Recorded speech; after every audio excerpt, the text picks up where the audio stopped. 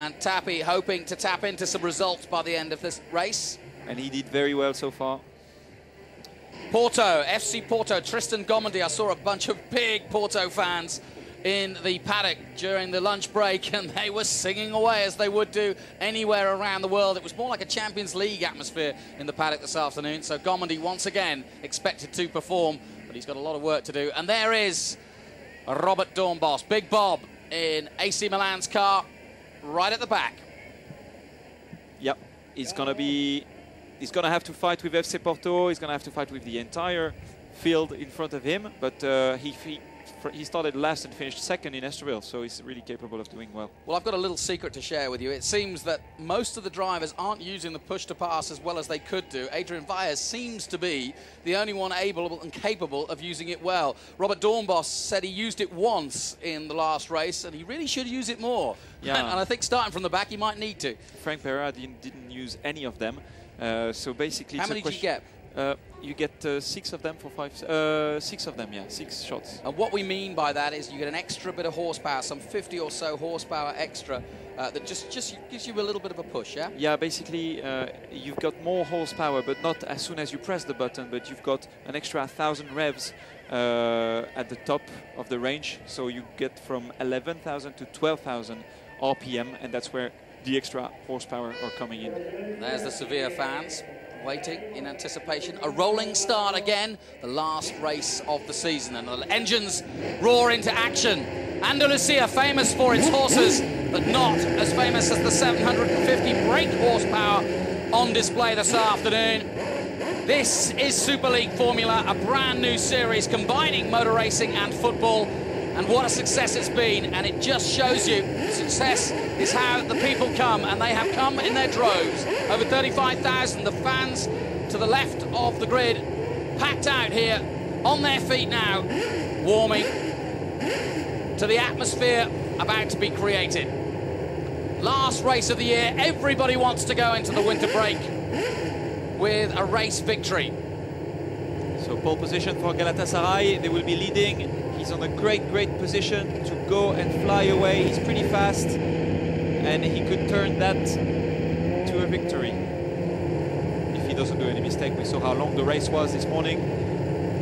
Tuco Roca, though, will also be looking to try and turn around his fortunes. It's not been an easy season for Flamengo. Too many DNFs for them. Yeah. Best result, a second place. And away they go then. This is the warm-up lap, and we're keeping an eye on Liverpool, how far they get with that intermittent fuel problem.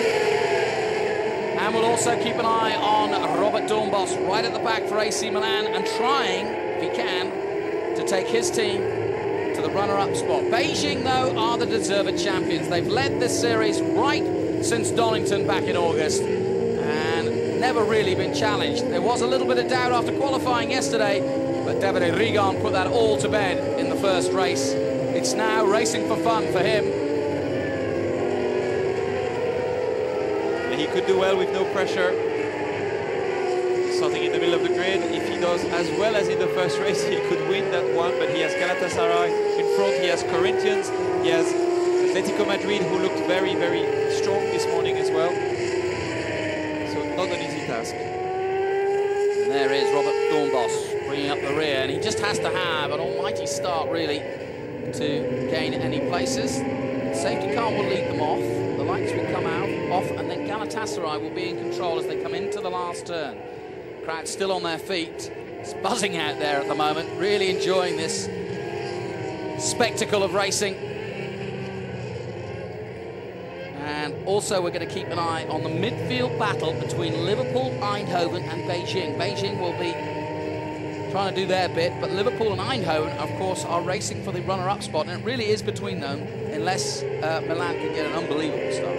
Yeah, the thing is, as usual, this series is bringing up so much fighting everywhere along the field. You're going to be looking at the front with cars fighting between Galatasaray and Flamengo. The middle of the grid will be fighting as well for the runner-up spot, and at the back of the grid you have FC Porto and AC Milan, who actually want to finish well, and they are the quickest cars on track, starting at the back.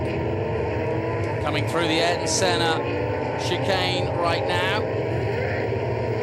Alessandro Perguidi in control of this race in the pole position for Galatasaray of Turkey. And the safety car will be in. And they're slowing him right down now. This is painfully slow for these fantastic V12 750 brake horsepower cars. Here we go then. Galatasaray lead them round the last corner. We're about to go racing in Superleague Formula for the final time. Galatasaray leads the way out of the lights. 44 minutes to go. Flamengo slots into second place, already vying to try and go round the outside. A lock up there. Ooh, that was almost very lucky by Dortmund. They locked right up there, but somehow managed to hold it all together. Right at the back is AC Milan.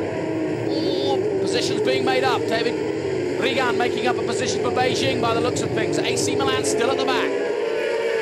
Yes, being cautious on the first corner is always very clever and intelligent. You never know what can happen. It's very tight there. You can see everybody made it through. Liverpool is trying to make a move here, but it's not the right place, as we've got AC Milan last and FC Porto just in front of him. Galatasaray pulling away. He has to really push hard now that is the beginning of the race, because he has slow cars behind him which are protecting him from being attacked. Yeah, Duncan Tappy looking very aggressive early on as well, but they're all lining up behind there. But Perguidi is pulling away for Galatasaray at the front here in the final race of the year. So we have Galatasaray leading in front of Flamengo, Rangers, Dortmund, Madrid, Olympiacos, and then Corinthians. Yeah, just behind them is FC Basel. Al Alain is in 9th position, Beijing still in 10th. But look at the lead that Galatasaray have pulled away from as they go through the Ayrton Senna chicane on towards Ferrari and down towards the last corner on this circuit, Curva Ducado. Yes, as expected, Galatasaray being the fastest car there, starting at the front, is going to pull a gap. How much will he be able to pull before the big guys are coming back? Across the line they come. Galatasaray leads. They put in a 1:31.5. That's a very quick lap. Some 2 seconds quicker than anybody else, and that's why they have a 2-second or just under lead over Flamengo of Brazil. It is a very good lap indeed, a 1:31.5 on the first flying lap, because if you remember race 1, the first flying lap was a 1:32.8, I think, so a very good job from Galatasaray. Would you set the car up differently for race 2? Is there any need to? Well, it depends how bad the car, how good was the car in race 1, but you can do some adjustments depending on that. If the car was really bad, you would expect to try to make it better. Otherwise, if you were happy, you can leave it as it was. 270 kilometers an hour as they head down there. Craig Dolby looking for a way past, but out front it's And I think Alessandro Perguidi. I think Porto made a move on Tottenham, and I think it worked. Well, we'll soon find out, but look at the lead he's pulled already, and look at this, Rangers trying to get past Flamengo. And now it's the Flamengo train, as Robert would say.